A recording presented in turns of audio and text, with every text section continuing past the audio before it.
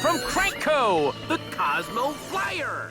The Toymaker, aka Cosmo Crank, was the CEO of Crankco, a toy company which created incredibly futuristic toys, many of which were falsely advertised as being safe and approved. The quote, toys could not be controlled properly, which caused many severe accidents to happen. When Bruce Wayne noticed that Crankco's toys were more dangerous than fun, he led a campaign that eventually shut down Crankco for good. Enraged, Cosmo Crank blames Bruce. Instead of learning from his own mistakes, Crank, who I'll now just be calling Toymaker, became a villain and used his toys in attempts to get revenge on Bruce Wayne. With that brief summary out the way, let me quickly go ahead and mention the episode that I'll be going over and discuss how I'll break it down. The episode we'll be looking at is titled Cash for Toys, and there will be some skipping within the episode itself, but as always, that's just to stay focused on our villain of the day. And with all that said, let's dive right into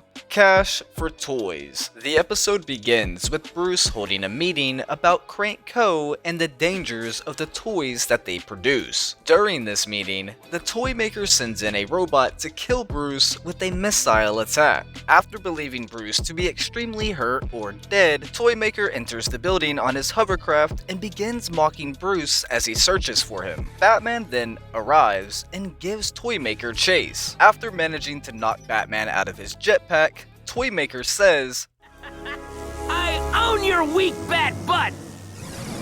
the main takeaway from this encounter, and really all the other encounters that are yet to come, is that Toymaker is very childish and immature, even going as far as to basically throw fits like a child would. Another sign of his childlike behavior is how he grunts and practically whines when something happens that he doesn't like when Batman showed up and started chasing him, for example. Something else of note is that Toymaker shows signs of narcissism when it comes to his toys. However, it's very possible that he's just delusional and actually believes his toys to be perfect. Skipping ahead, Toymaker sends a catbot to Wayne Manor in order to assassinate Bruce Wayne.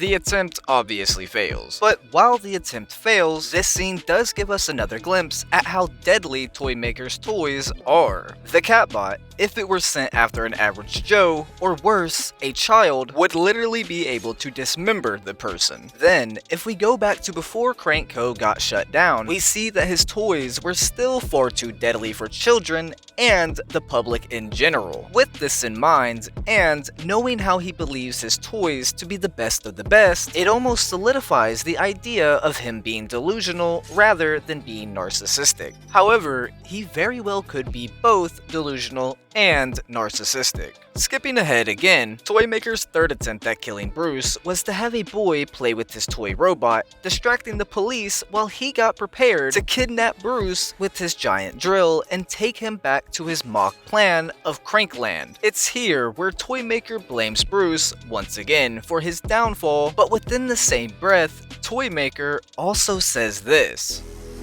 Maybe my toys weren't the safest, but they were fim-foobly fun!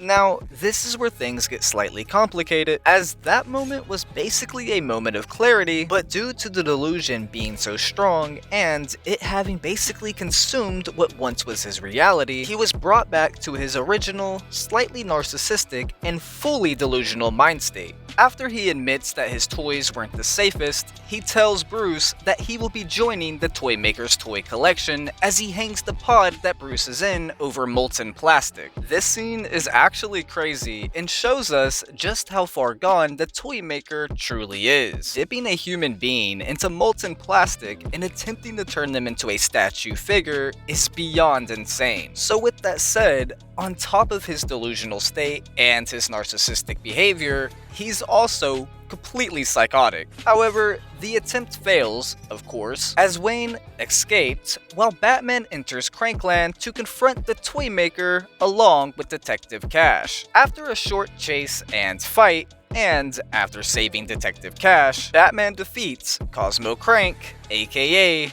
the Toymaker. Believe it or not, Toymaker would go on to make a cameo in the episode Rumors, but as it's literally just a picture of him on a screen, there's no need to talk about that. With that said, this would basically be the last time we ever truly saw the Toymaker. There's truthfully not much to say about the Toymaker other than what I said in the beginning of the video, and that's that he's very childish and immature. However, as I stated later on in the video, he's also highly delusional, slightly narcissistic, and psychotic. I also want to go ahead and apologize for this video being shorter than usual. As I said, there's really not much to say about him, and I didn't want to drag out the video for no reason by talking more about the episode itself. But anyways, moving off of the life and personality of Toymaker and on to his design and voice actor. Toymaker's design honestly fits perfectly into this universe and is rather unique. As much as I don't like this guy,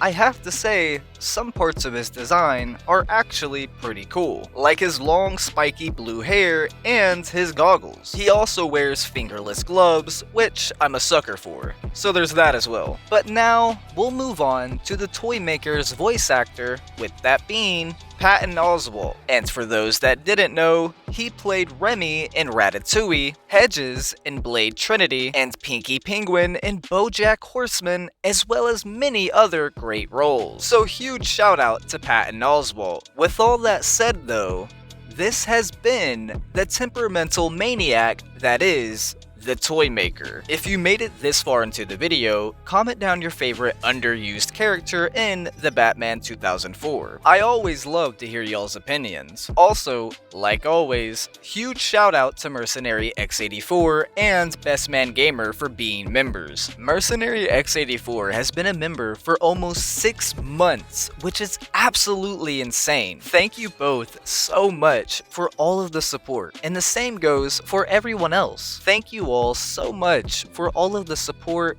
love, and patience. I truly can't thank y'all enough. But with my ramblings finally out the way, it's been ugly, and I'll see y'all in the next one.